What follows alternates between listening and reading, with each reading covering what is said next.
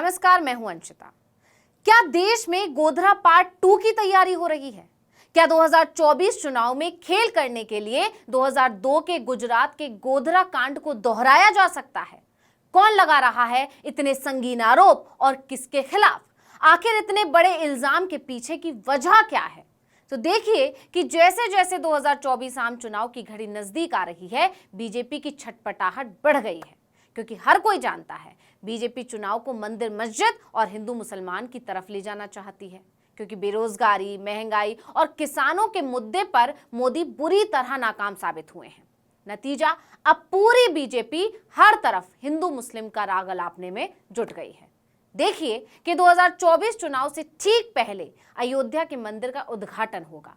इसकी जोर शोर से तैयारी हो रही है और जब से राम मंदिर की तैयारियों ने जोर पकड़ा है, इस खबर ने भी जोर पकड़ लिया है कि 2024 चुनाव से पहले बीजेपी बड़ा कांड कर सकती है।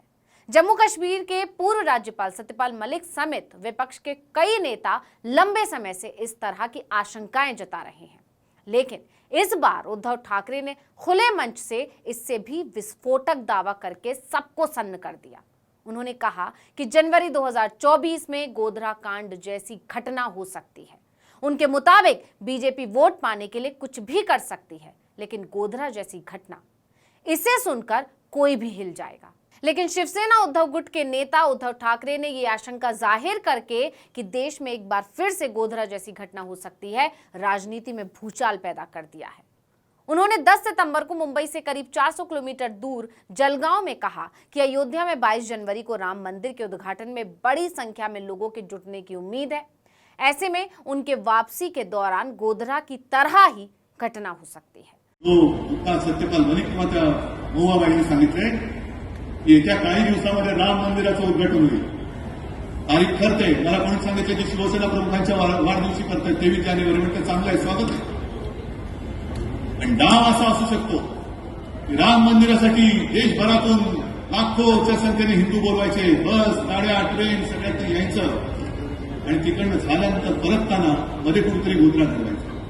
उद्धव के इस बयान ने कोहराम मचा दिया है, क्योंकि अपने बयान के जरिए उद्धव ने बीजेपी पर एक तरह से आरोप लगा दिया है कि 2002 में हुआ गोधरा कांड बीजेपी की ही साजिश थी। उद्धव ठाकरे ने कहा कि सरकार राम मंदिर उद्घाटन के लिए बसों और ट्रकों में बड़ी संख्या में लोगों को आमंत्रित कर सकती है और उनकी वापसी यात्रा में गोधरा जैसी घटना हो सकती है। अब सवाल यह है कि आखिर इस तरह के कयास क्यों लग रहे हैं? तो आपको पता ही है कि अगले साल लोकसभा चुनाव है, इसलिए बीजेपी अपने फेवरेट चुनावी एजेंडे को सेट करने में लग गई है। इस एजेंडे के तहत राम मंदिर निर्माण सबसे बड़ा मुद्दा होने वाला है। बीजेपी इसे हर मुमकिन वोट में तब्दील करने की कोशिश करेगी।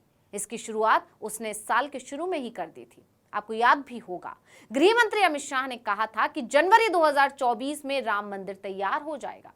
तभी से तमाम न्यूज चैनल और अखबारों में राम मंदिर छाया ही हुआ है।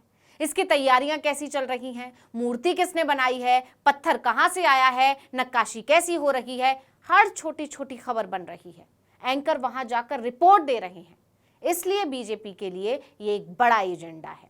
इसलिए अब जैसे जैसे राम मंदिर उद्घाटन की तारीख नजदीक आ रही है, इस कार्यक्रम की तैयारी भी तेज हो गई है। दावा किया जा रहा है कि अयोध्या में 22 जनवरी 2024 को राम मंदिर में रामलला विराजेंगे। 15 जनवरी से मंदिर में प्राण प्रतिष्ठा समारोह शुरू होगा। प्रधानमंत्री नरेंद्र मोदी को इस कार्यक्रम के लिए न्योता दिया जा चुका है। समारोह के आखिरी दिन यानी कि 22 जनवरी को पीएम मोदी की मौजूदगी में राम मंदिर में रामलला को विराजमान किया जाएगा। इसी कार्यक्रम को लेकर 9 सितंबर को राम मंदिर से जुड़ी भवन निर्माण समिति की दूसरे दिन की बैठक में इन सभी बातों पर चर्चा हुई। इसमें राम मंदिर से जुड़े सभी निर्माण कार्यों को दिसंबर तक पूरा करने के निर्देश दिए गए हैं। इसके अगले ही दिन यानी कि 10 सितंबर को उद्धव ठाकरे ने अपने बयान से तहलका मचा दिया। अब हर तरफ उद्धव के बयान की ही चर्चा हो रही है, क्योंकि बीजेपी पर आरोप है कि उसने कोई विकास कार्य तो किया नहीं जिसके बलबूते वो 2024 में वोट मांग सके। इसलिए वो ऐसा कोई कांड करके माहौल को खराब करने की कोशिश करेगी जिससे वोटों का सांप्रदायिक आधार पर ध्रुवीकरण हो, चुनाव हिंदू मुसलमान में बटा हुआ नजर आने लगे। इसी को लेकर उद्धव ने बीजेपी के साथ साथ आरएसएस पर भी निशाना साधा। उन्होंने कहा कि बीजेपी और आरएसएस के पास कोई बड़ी उपलब्धियां नहीं हैं उनके पास कोई आदर्श व्यक्ति भी नहीं है, इसलिए वो सरदार पटेल और नेताजी सुभाष चंद्र बोस जैसे दिग्गजों को अपना रहे हैं।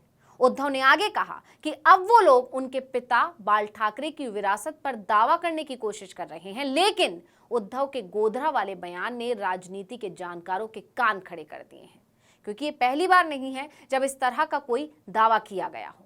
पिछले कुछ महीने में विपक्ष कई बार ऐसा दावा कर चुका है। विपक्ष तो छोड़िए, पूर्व राज्यपाल और बीजेपी नेता ही ऐसा दावा कर चुके हैं। नई दिल्ली में कॉन्स्टिट्यूशन क्लब ऑफ इंडिया में आयोजित राष्ट्रीय सुरक्षा मामलों पर एक सम्मेलन में बोलते हुए सत्यपाल मलिक ने कहा था कि उन्हें डर है कि बीजेपी अगले साल आम चुनाव जीतने के लिए किसी भी हद तक जा सकती है।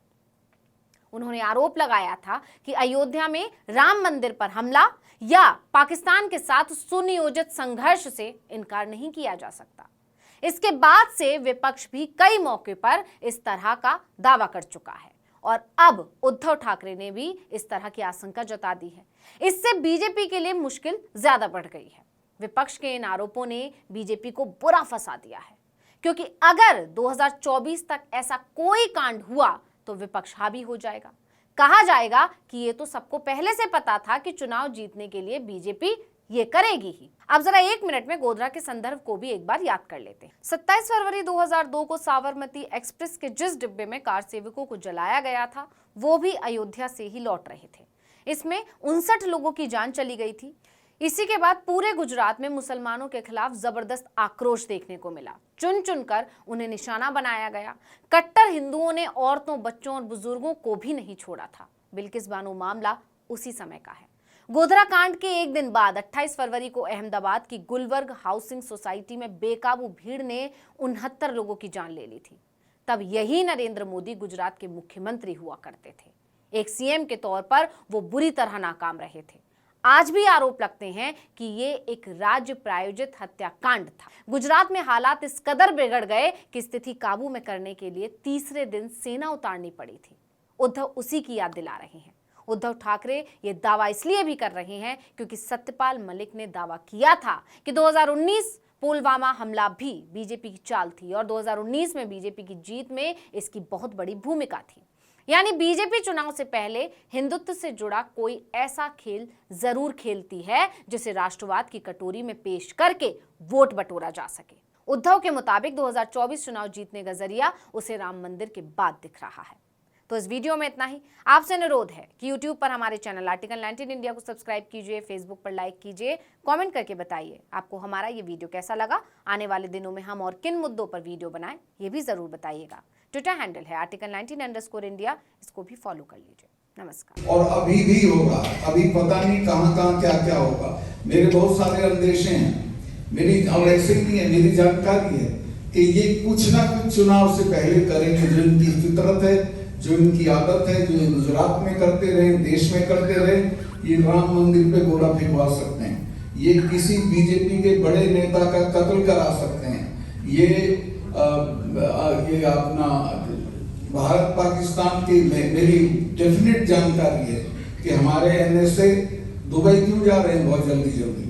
वहां पाकिस्तान के जनरल से बात करते हैं और मिली जुली कुश्ती करेंगे कि हम 4-5 दिन के लिए घुसेंगे, फिर हम आ जाएंगे, आप रिटेलिएट मत करिएगा।